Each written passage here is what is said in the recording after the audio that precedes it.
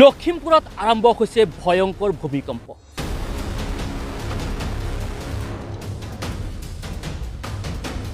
থৰ থৰকৈ কঁপিবলৈ আৰম্ভ কৰিছে লখিমপুৰৰ বৃহৎ কলা সাম্ৰাজ্য।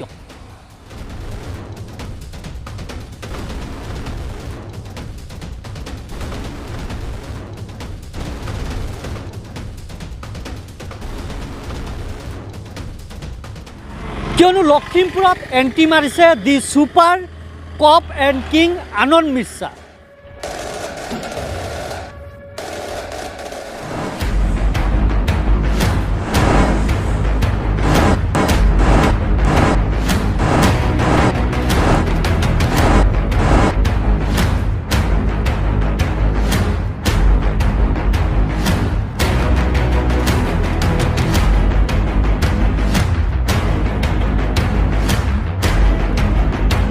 লখিমপুৰৰ নাম বদনাম কৰিছে কোনে?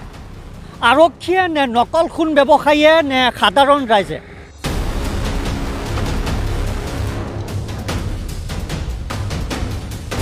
বছৰ বছৰ ধৰি চলি থকা নকল সোণ ব্যৱসায় কিয় বন্ধ কৰিব পৰা নাই আৰক্ষী প্ৰশাসনে?